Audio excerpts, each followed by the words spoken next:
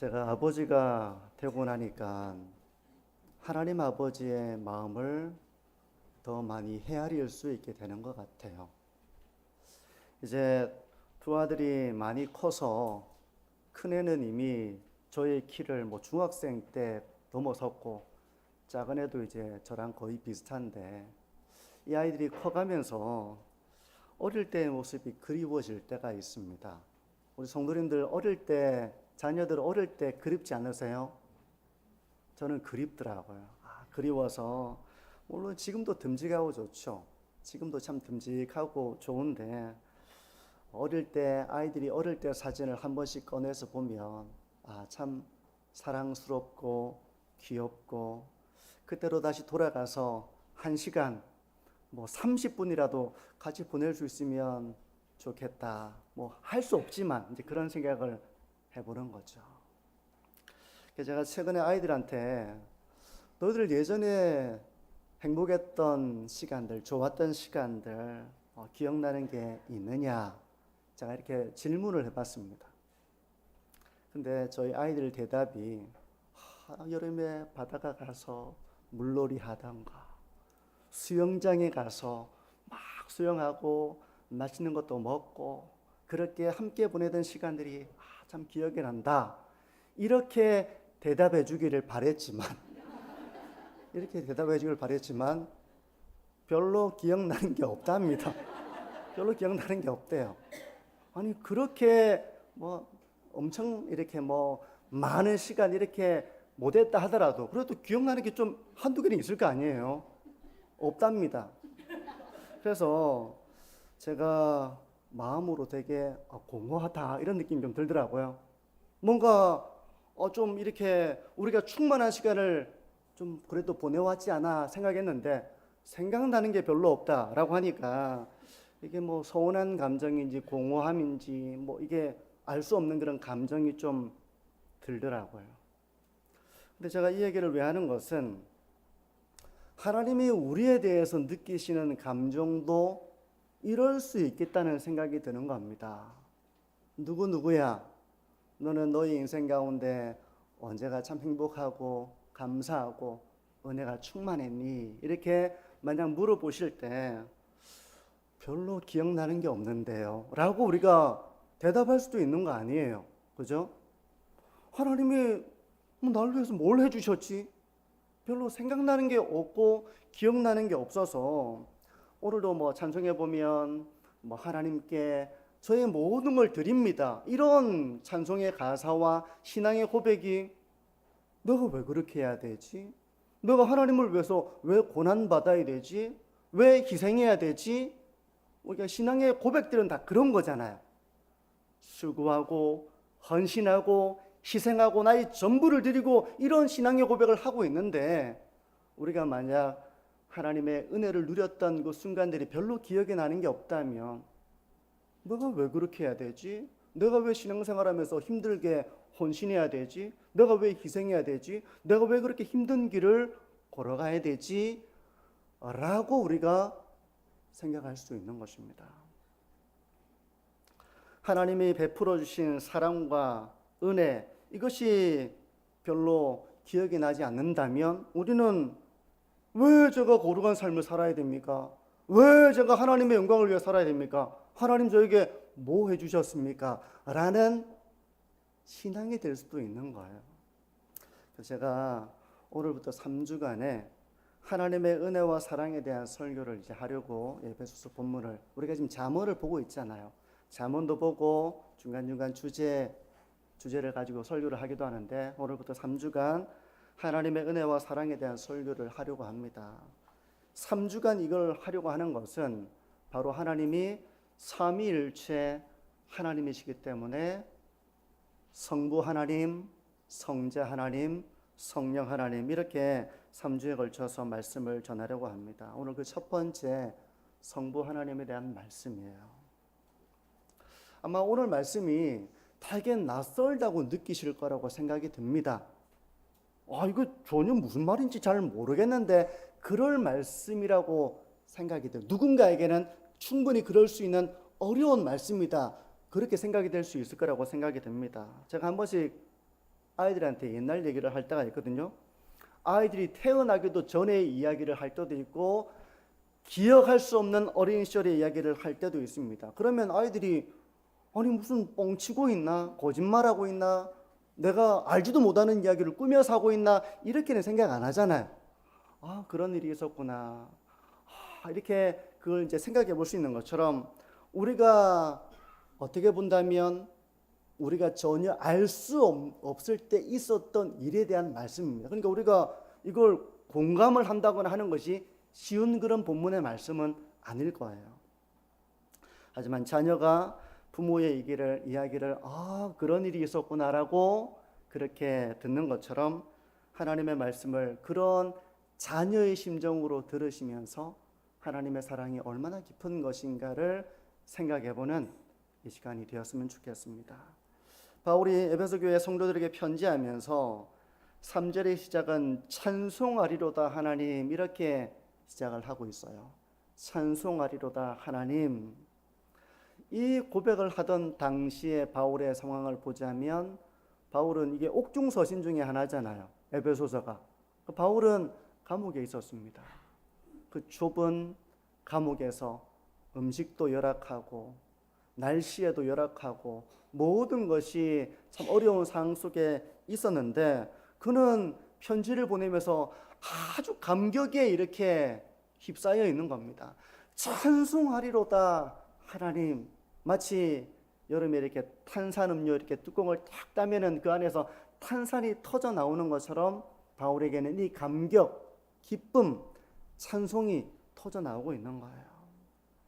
여러분, 찬송이라고 하면 우리 학생들은 찬송가를 생각할 수 있을 거예요. 찬송가. 찬송이라고 하는 것은 바로 찬양의 노래죠. 만약에 손주나 자녀가 와가지고 저를 키워주셔서 감사하고 저는 너무너무 기쁩니다. 행복해요.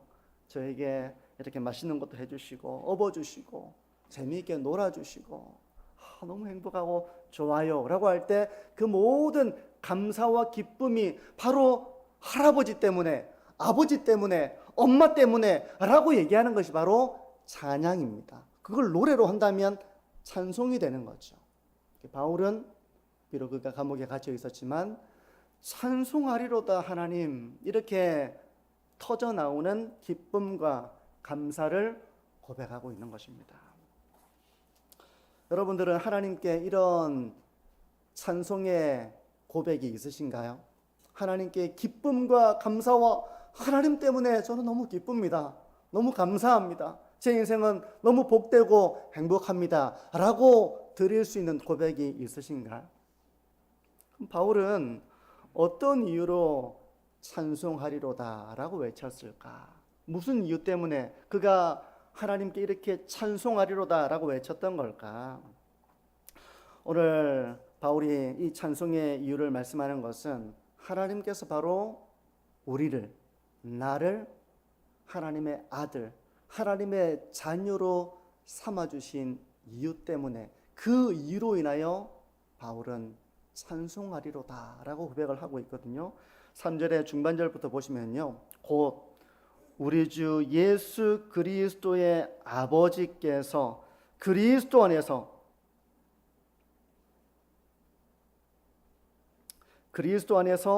하늘에 속한 신령한 모든 복을 우리에게 주시되 하나님께서 하늘에 속한 모든 신령한 복을 우리에게 주셨다. 바울이 고백하는 바입니다. 보통 우리는 복이라고 하면 어떤 걸 복이라고 생각합니까? 성공하는 거, 건강해지는 거, 그리고 어떤 물질적인 그런 풍성함을 누리게 되는 거, 이 땅에 눈에 보이는 우리가 가시적으로 목표를 삼았던 그런 일들, 그런 것들이 이루어질 때, 바라는 것이 이루어질 때 우리는 그걸 복이라고 생각하는 경향을 가지고 있잖아요. 근데 바울이 찬송하는 하나님의 복은 하늘에 속한 모든 신령한 복이라고 말씀을 합니다. 이게 어떤 걸까? 바울이 말하고자 하는 하늘에 속한 신령한 복은 바로 무엇일까? 그건 바로 하나님이 우리를 아들로 삼아주신 일입니다. 5절을 보시면요.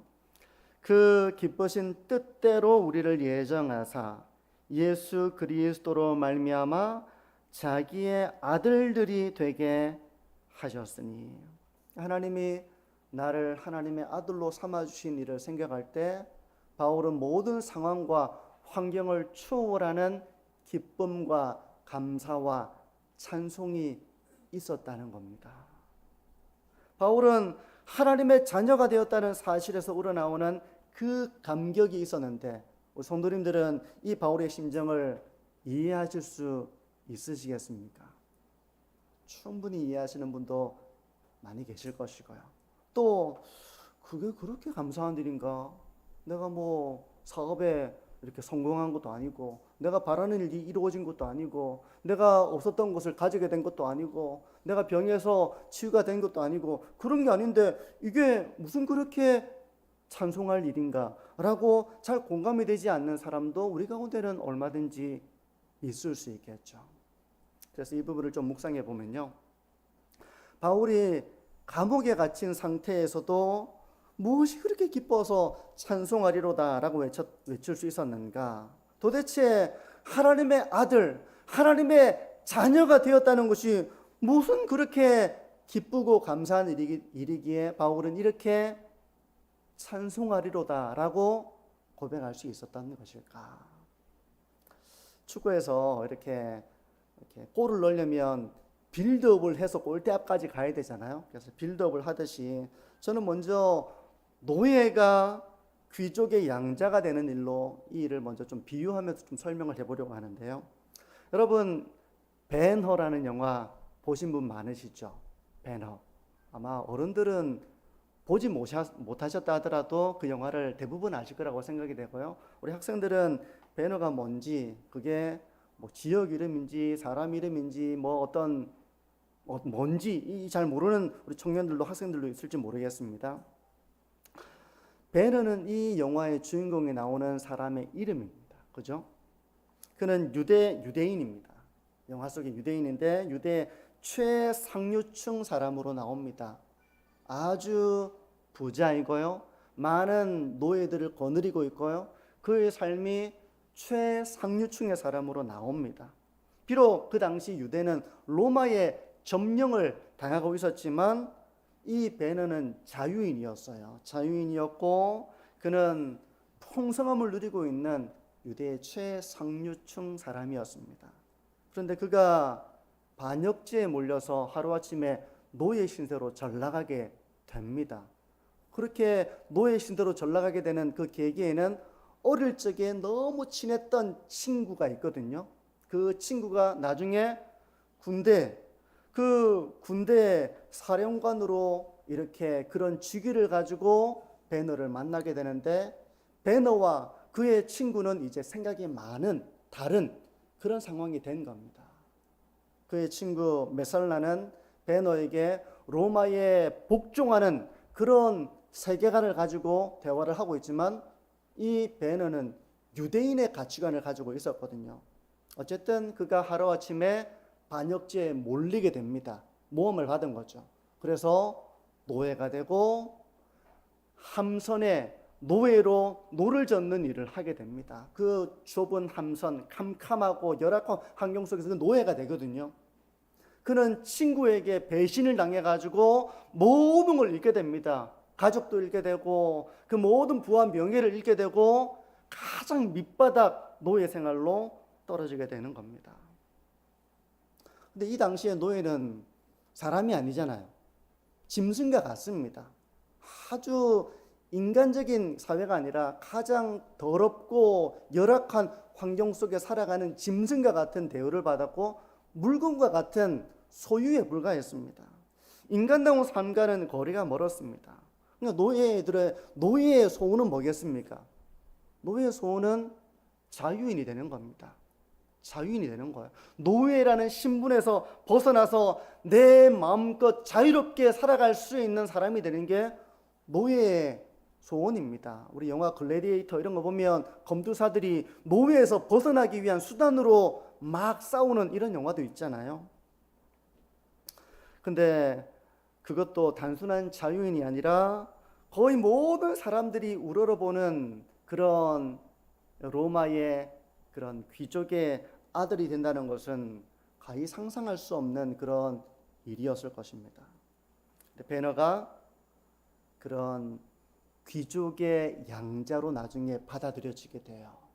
그러니까 이게 해전을 하는데 그 함선에서 노를 젓고 있다가 전쟁이 일어나죠. 전쟁이 일어나는데 총사령관을 그가 우연히 구하게 됩니다. 그 일로 말미암아서 그가 총사령관의 양자가 되는 거예요.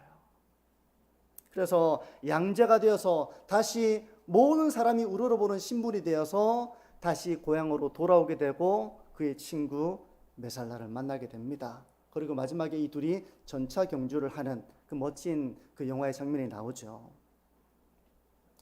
베너가 그를 양자로 받아들인 그의 아버지 이름은 아리우스라고 하는 집정관이었는데 이 집정관은 황제 밑에 있는 계급이었습니다.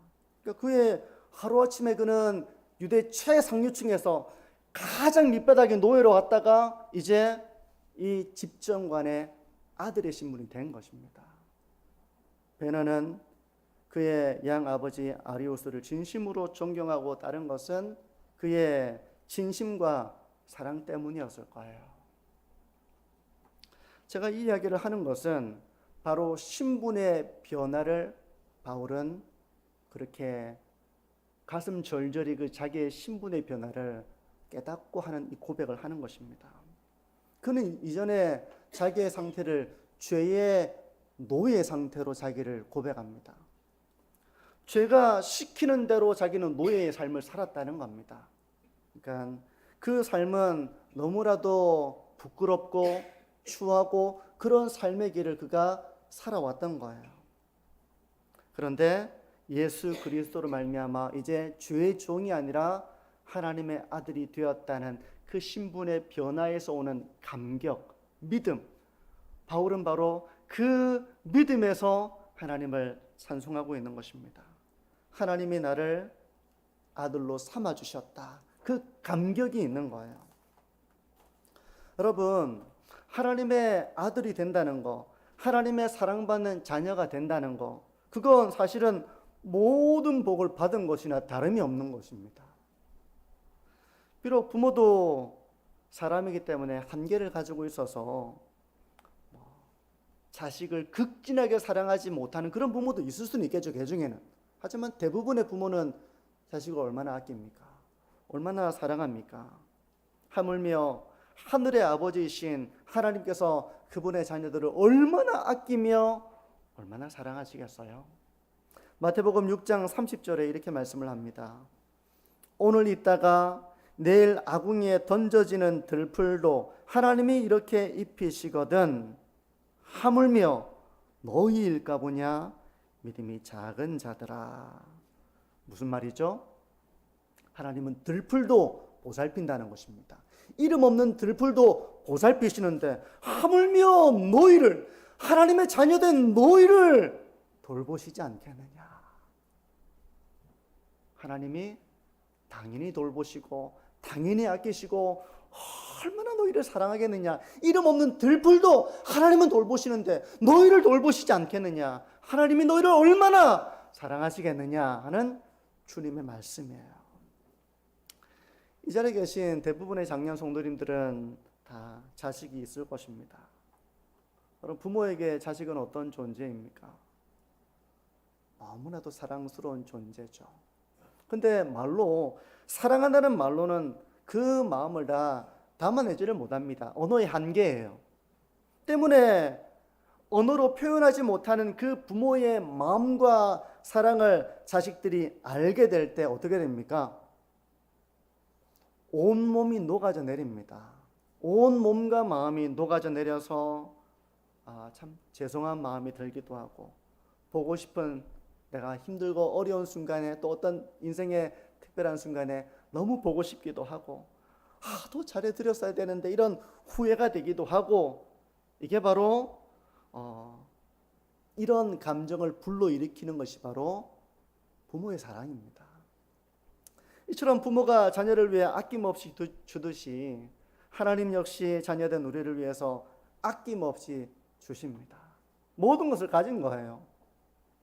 그럼에도 불구하고 이런 하나님의 사랑을 잘 알지 못하는 것은, 만약 우리가 그걸 모른다면 별로 없는데요. 제가 하나님께 별로 감사한 게 별로 없는데요. 제가 왜 그렇게 하나님을 위해서 그렇게 힘든 일을 하며 살아야 됩니까? 라고 이렇게 하나님의 사랑을 잘 모르는 것은 그 영적으로 성장하지 못했기 때문입니다.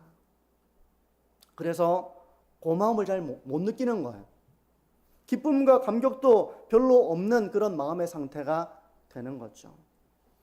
그러면서 오히려 내가 원하는 대로 하나님이 인도하시지 않는다고 우리는 그렇게 원망하기도 할 것입니다. 마틴 로이드 존스 목사님이 이렇게 말합니다. 많은 성도가 하나님을 향해 원망하는 이유는 그들이 하나님을 마치 이 땅의 소원을 들어주는 대리인 정도로 생각하기 때문입니다. 그러나 하나님이 우리에게 주신 복은 땅에서 시작된 것이 아니라 하늘에서 내려온 영원한 복이며 결코 사라지지 않는 신령한 복입니다. 성도 여러분, 우리는 이미 하나님의 자녀가 되었습니다. 하늘의 모든 신령한 복을 우리가 받은 거예요. 베너가 아리우스의 왕자가 된 이후 아버지의 모든 것을 누릴 자격을, 그런 삶이 된 것처럼, 그리고 아버지의 모든 보호와 사랑을 받게 된 존재가 된 것처럼, 우리는, 성도는 예수 그리스도 안에서 하나님의 자녀가 되었고 하나님의 사랑과 보호하심을 받는, 하나님의 인도하심을 받는 하나님의 자녀가 된 줄 믿습니다. 들풀도 입히시는 하나님께서 자신의 자녀들을 아끼시고 입히시고 보호하신다는 건 너무나도 당연한 말씀이죠. 그러니 여러분의 인생은 실패할 일이 없을 것입니다. 우리는 부족할 수 있습니다. 우리는 연약할 수 있습니다. 하지만 하나님이 우리를 보호하시고 지키시고 인도하시고 하시기 때문에 저와 여러분의 인생은 실패할 일이 없는 것이죠. 하나님의 보호하심을 우리가 누리면서 살아가게 될 것입니다. 하나님이 우리의 길을 열어주실 것입니다. 우리가 바로 그런 하늘의 신령한 모든 복을 이미 받은 자라는 이 감격, 바울이 그 감격 속에서 하나님을 찬송하고 있는 거예요. 오늘 본문에서 두 번째로 살펴볼 부분은 하나님이 우리를 아들로 삼으셨는데, 자녀로 삼으셨는데 이 일이 창세전에 이루어졌다는 말씀이에요. 이것도 정말 이해하기 어렵죠. 4절을 보십시오. 곧 창세전에 그리스도 안에서 우리를 택하사 우리로 사랑 안에서 그 앞에 거룩하고 흠이 없게 하시려고. 여러분, 이걸 이해할 수 있겠습니까? 이건 우리의 이해를 벗어난 말씀입니다. 우리가 태어나기 전에, 이미 창세전에 하나님이 우리를 택하셨다, 하나님이 우리를 아들로 택하셨다. 너무나도 놀라운 말씀이죠. 우리의 이해를 넘어선 말씀입니다. 성도 여러분, 이 말씀을 그대로 믿음으로 받으셔서 복을 누리시는 여러분들이 되시기를 축복합니다. 이를 돕기 위해서 제 아들 이야기를 하나 더 하자면, 큰 아이인지 작은 아이인지는 얘기하지 않겠습니다. 큰 아이, 작은 아이 이 이야기를 하면 그 이야기를 듣는 아이가 되게 마음에 부담을 느낄 수 있기 때문에, 어쨌든 엄마 뱃속에 있을 때 이제 아이를 이제 가지게 되었죠. 제 아내가 초음파를 했어요. 아이가 잘 크고 있는지. 근데 아이가 초음파를 해보니 심장에 문제가 있는 겁니다. 심장에 문제가 있습니다. 그 조그만 아이의 심장도 다 판단을 하는 거예요. 근데 이 소식을 듣고 아내와 제 마음이 너무 아팠습니다. 걱정되었습니다. 이 아이가 건강하게 태어나서 살아가야 될 텐데, 이 아이가 아프지 않았으면 좋겠는데, 행복한 삶을 살았으면 좋겠는데, 그 마음을 가지니 마음이 걱정이 되는 거예요. 어떻게 얘기했습니까? 기도하죠. 기도합니다. 그러던 중 존경하는 한 목사님이 먼 곳에서 우연히 집을 방문하게 되었어요. 그래서 이제 대접을 하고 교제를 하는 가운데 이제 삶에 대한 이야기를 하게 되었죠. 그러면서 이제 아이가 뱃속에 있는데 심장이 안 좋다고 합니다. 그러니 그 목사님이 기도하겠답니다. 그래서 그 자리에서 그 이야기를 들으시고 기도를 해주셨어요. 그리고 그날 이후 다시 초음파를 했는데 놀랍게도 아이의 심장이 괜찮아졌다는 겁니다. 할렐루야. 우리 부부는 그걸 기도의 응답으로 믿고 감사했습니다. 근데 이 이야기를 저희 아들에게 해주면 그거 어떻게 알겠습니까? 뱃속에 있었던 일인데. 전혀 모르죠. 모르는데 그 이야기를 왜 해주겠습니까? 왜 해줄까요? 나에게 이런 일이 있었구나. 자기 역사를 이해하게 해주려고 그 이야기를 하는 겁니다. 내가 태어나기도 전에 엄마 뱃속에 있을 때 이런 일이 있었구나. 나를 위해 엄마 아빠가 기도해 주셨구나. 그리고 내가 참 그렇게 있을 때 기도해 주신 또 목사님이 계셨구나. 하나님의 그 기도를 들으시고 내 심장을 고쳐주셨구나. 이걸 생각함으로써 얻는 유익이 있습니다. 유익이 있죠. 그래서 전혀 모르는 그 이야기를 해주는 거예요. 이처럼 하나님의 선택도 하나님의 말씀해 주지 않는다면 우리가 무슨 수로 알겠습니까? 태어나기도 전에 일인데, 장세전에 있었던 일인데 그걸 무슨 수로 우리가 알 수 있겠습니까? 근데 그 이야기를, 그 말씀을 하나님이 해주시는 이유는 우리가 그 사실을 통해서 유익을 얻게 해주시기 위한 이유죠. 그렇다면 이 선택과 예정의 교리가 우리에게 무슨 유익이 있습니까? 저는 몇 가지로 그걸 생각해 보려고 하는데요. 첫 번째, 하나님께서 우리를 자녀로 삼으신 일은 그 원인이 나에게 있지 않다는 겁니다. 그 원인은 하나님께 있다는 사실이에요. 우리가 하나님의 자녀가 된 것, 놀라운 신분의 변화를 경험하게 된 것은 그 원인이 나에게 있지 않다는 겁니다. 다시 말해서 내가 착한 일을 해서 하나님 나를 자녀로 삼으셨다거나, 내가 믿음을 가져서 나를 자녀로 삼으셨다거나, 그 이전에 창세전에 하나님이 이미 우리를 선택하셨다는 것입니다. 이건 우리의 머리로 이해할 수 없는 거예요. 헤아릴 수 없습니다. 칼빈은 이것을 무조건적 선택이라고 부르는데요. 한번 보십시오. 그의 말을 한번 들어보십시오. 하나님께서 우리를 택하신 원인은 우리 안에 있는 어떤 공로나 자격이 아니라 오직 하나님의 거룩한 뜻과 은혜만이 있다. 따라서 우리의 구원은 온전히 하나님의 선물이다. 이 선택과 예정 교리는 우리 인간의 머리로는 다 담아낼 수 없는 하나님의 신비입니다. 우리가 같은 사람이라도 과학자의 어떤 이론과 이런 것들을 다 이해하지는 못하잖아요. 하물며 하나님의 진리를 우리가 다 그런 것이구나라고 다 납득하고 이해한다는 것은 사실상 불가능한 일입니다. 그럼에도 불구하고 성경이 우리에게 이 선택과 예정의 교리를 말씀하는 것은 우리를 혼란시키기 위함이 아니에요. 많은 사람들이 이런 선택과 예정의 교리를 통해서 엉뚱한 생각을 합니다. 엉뚱한 생각을 해요. 하나님이 선택하고 예정하셨으면 내가 구원받겠지. 하지만 하나님이 선택하지 않았으면 내가 아무리 교회를 다녀도 무슨 소용이 있겠어.